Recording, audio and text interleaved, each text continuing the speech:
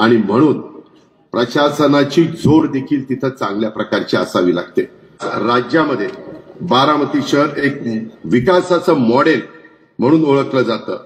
मित्र, हे शक्य आहे, हे अशक्य नाहीये। मी कुठलं तरी दुसरं कुणाला तरी येऊन परतुला सांगत नाही, मी माझ्या इथं करून दाखवलंय।